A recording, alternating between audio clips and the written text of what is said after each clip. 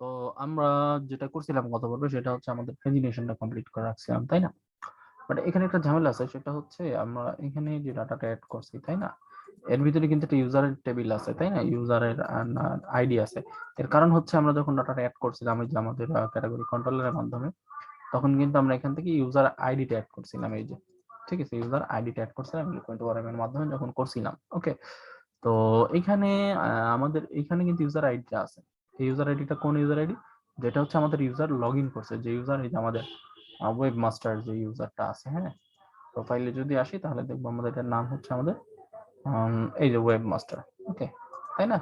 তো এখন বিষয়টা হচ্ছে আমাদের এখানে ইউজার আইডি শো করবো না, আমরা এখানে ইউজারের নামটা শো করবো, কিন্তু আমাদের এই ইউজার আইডিটা আছে হচ্ছে আমাদের ক্যাটাগরি টেবিলের ভিতরে, তাই না? আমরা যদি এখানে আসি, আমাদের ক্যাটাগরিজ টেবিল, এই যে ক্যাটাগরিজ টেবিল, হ্যাঁ এখানে তো ছিলামই আমি।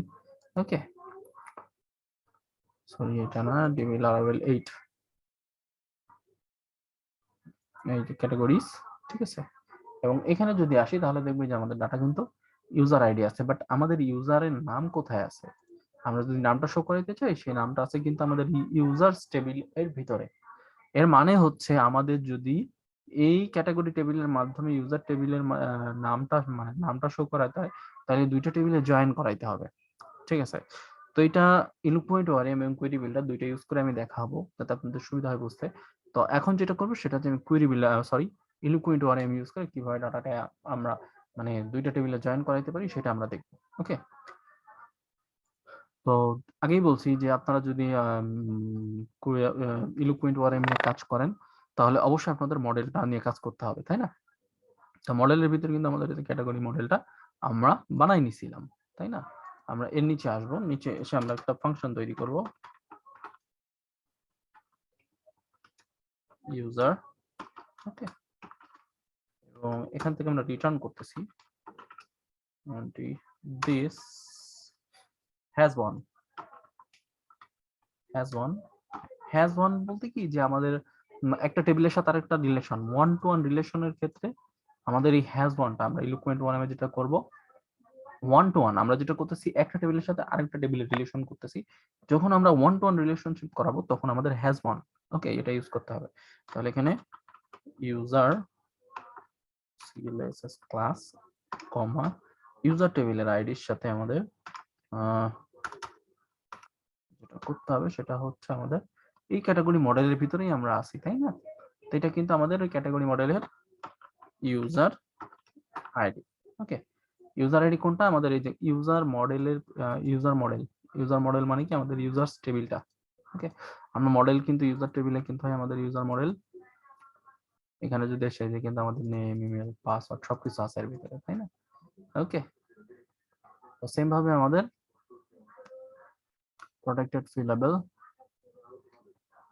সরি, ক্যাটাগরি টেবিলের ভিতরে এসে আমরা সেই কাজটা করলাম, মডেল ইউজ করে আমাদের ডাটাটা মানে তুলে নিয়ে আসার জন্য দুইটা টেবিলের ভিতরে ওয়ান টু ওয়ান রিলেশনশিপ করলাম, একটা টেবিলের সাথে আরেকটা টেবিল রিলেশনশিপ, সেজন্য আমরা এখানে ইউজ করছি হ্যাজ ওয়ান। ওকে, এখন যদি আমরা এখানে রিফ্রেশ করি তাহলে কিন্তু কোনো কাজ করবে না, কারণ আমরা এখানে এখনো ডাটাটা কি করি না, তুলে নিয়ে আসি নাই, ঠিক আছে। তো সেই ক্ষেত্রে আমাদের করণীয় এই যে ইউজারটা বানাইছি আমরা এখানে,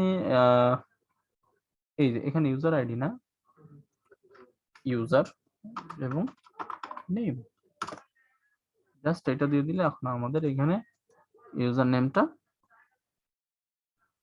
শো করার কথা। হ্যাঁ, এই যে ওয়েব মাস্টার, ঠিক আছে।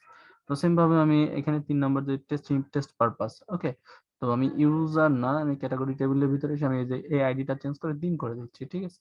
এখন আমি এটাকে করে দিচ্ছি 3, ঠিক আছে। এবার যদি আমরা আসি এখান থেকে এসে রিফ্রেশ করলাম তাহলে কিন্তু এই যে টেস্ট পারপাস 3 নাম্বার এইটা টেস্ট পারপাস আসছে। ওকে, আর তাহলে এটা ছিল আমাদের এলোকুয়েন্ট ওআরএম ইউজ করে ওয়ান টু ওয়ান, অর্থাৎ একটা টেবিলের সাথে আরেকটা টেবিলের রিলেশন করায় কিভাবে আমরা একটা টেবিলের আইডি ধরে, এই যে আইডি ধরে আরেকটা টেবিল থেকে ডাটা তুলে নিয়ে আসতে পারি, অর্থাৎ আরেকটা টেবিলের ভিতরে নামটা আছে সেটার জন্য আমরা কি করলাম, ওয়ান টু ওয়ান রিলেশনশিপ করলাম, ঠিক আছে।